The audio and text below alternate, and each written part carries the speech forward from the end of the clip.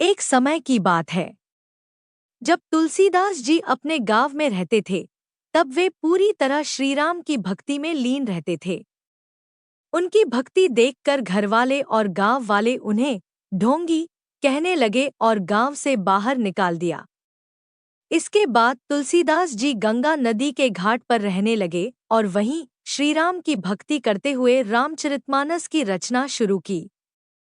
जिस दिन उन्होंने रचना आरंभ की, उसी दिन उनके गांव में एक युवक का विवाह हुआ।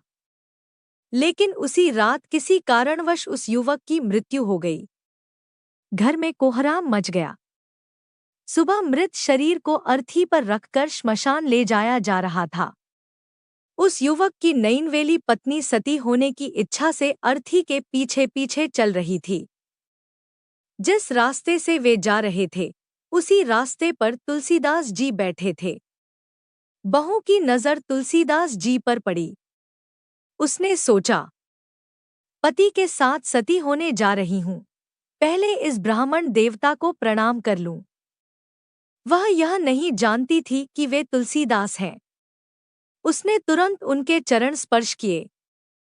तुलसीदास जी ने आशीर्वाद दिया, अखंड सौभाग्यवती भव।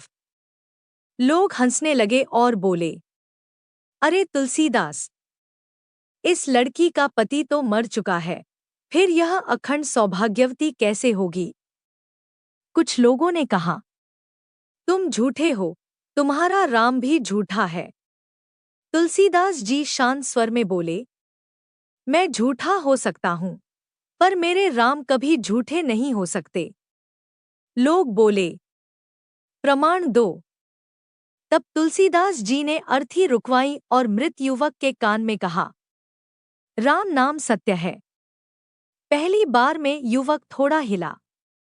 दूसरी बार कहा, युवक को थोड़ा होश आया। तीसरी बार कहा, राम नाम सत्य है। तुरंत वह युवक अर्थी से उठकर बैठ गया। सब लोग चकित रह गए। सबने तुलसीदास जी के चरणों में गिरकर क्षमा मांगी। तुलसीदास जी बोले, यदि आप लोग इस मार्ग से न जाते, तो मेरे राम के नाम की सच्चाई का प्रमाण कैसे मिलता? यह सब मेरे राम की लीला है। उसी दिन से मृत देह के पीछे राम नाम सत्य है कहने की परंपरा प्रारंभ हुई।